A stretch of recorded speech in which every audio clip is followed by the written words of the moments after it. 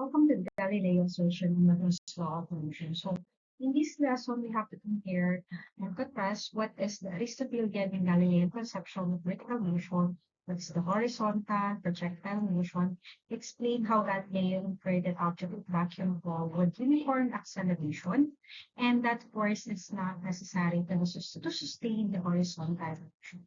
Explain the distinction between Newton's first law of motion, Galileo's assertion that force is not necessary to sustain horizontal motion, and cite the practical application of principle involving motion in our day-to-day living. So, Galilean conception versus Aristotelian conception. So, dito, Aristotle believed motion depends on an object natures, and that force is required to keep object moving, classifying motion as natural or violent. And Galileo also challenged this, explaining that motion is independent of an object composition and can be described using measurable quantities like time and distance. So he also introduced the key ideas such as uniform motion, uniform acceleration, and the inertia, stating na object in motion continue moving unless acted upon an external force. So parang dito sinasabi niya na once an object is in motion, in motion lang siya at magkukontinue lang siya sa pagtakbo unless merong external force na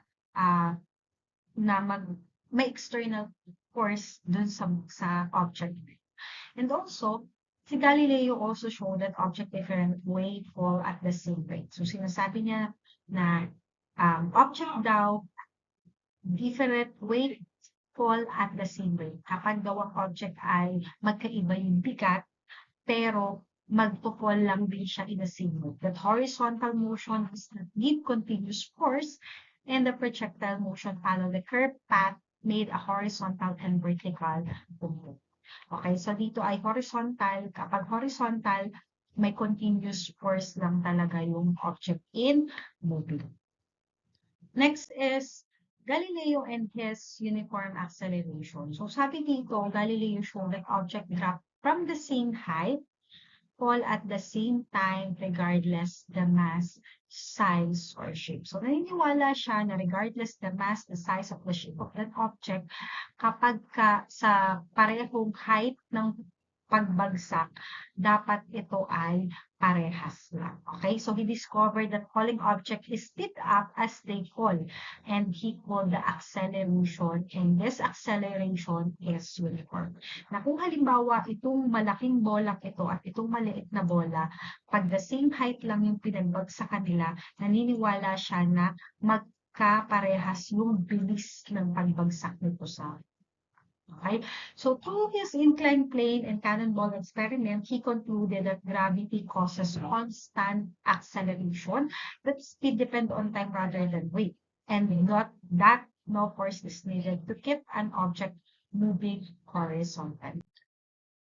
So Galileo's assertion ng Newton's law of motion. So dito sabi ni Galileo, formation of the motion by showing that object accelerate at the same rate siya regardless of mass, and that no force is needed to sustain the horizontal motion.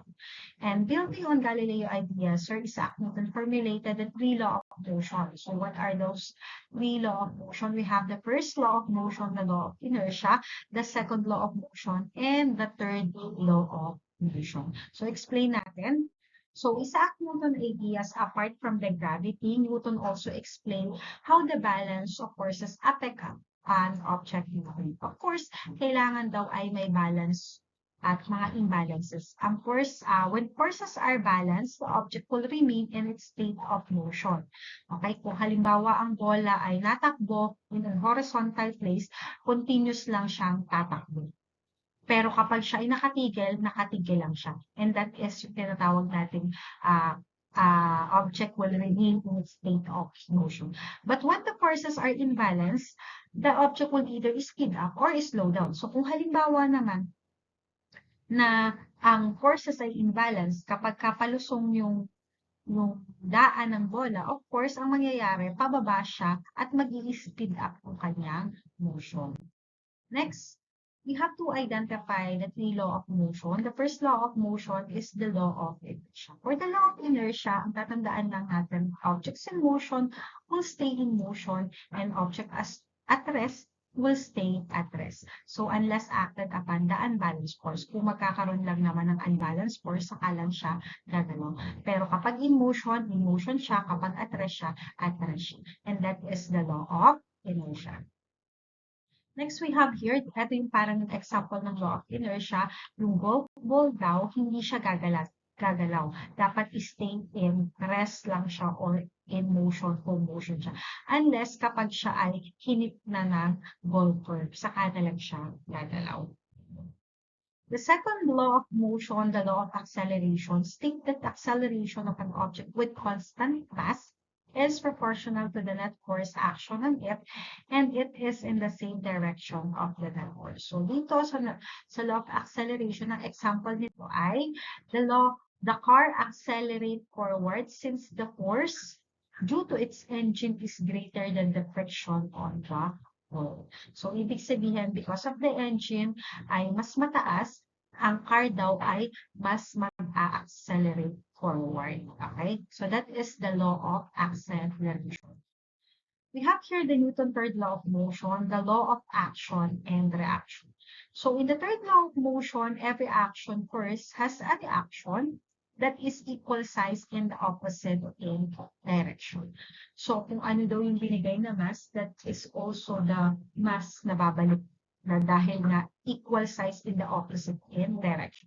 Example nito, a rocket launch, the shuttle exert downward force. Okay? Nag-exert siya ng downward force dito. And the same, so ang reaction nito, reaction force of the same size pushes upward. Kung ano yung in-exert na effort ng rocket na downward, yun yung in-exert na effort pa upward. Okay, so that is the law of action and reaction. Another example pa rin dito is yung parang punching bag ni Manny Pacquiao. Yung halimbawang ang punching bag ay sinuntok mo, kung ano yung rate of force na binigay mo sa pagsuntok, yun din yung rate ng force na babalik sa. Okay? Next, force and motion are related because motion is also local. So the motion of an object depends on the balance of forces acting it. So ito na ngayon, the Newton's law of motion, the law of inertia, the law of acceleration, and the law of action and reaction. So Galileo Galilei ideas improved the telescope. So in-improve ni Galileo yung telescope and used it to observe the sky more clearly, proving that the universe does not revolve only the Earth. So through his observation, he discovered the moon orbiting Jupiter, showing that not everything moves around our planet. So his ideas changed how people understood space and encouraged human to question and hold belief using the evidence. So si Galileo Galilei intention, understanding motion through observation. So Galileo wanted to prove that motion follow natural rules and does not always need a force to continue. So yun lang naman yung gustong patunayan dito ni Galileo. His intention was to help people understand how objects really move by observing and experimenting rather than relying on old belief. So, ito lang yung gustong patunayan ni Galileo. So, for the quiz, here the quiz identification, 1, 2, 3, 4, 5, and for the multiple choice, 6, 7, 8, 9, 10. Thank you for listening.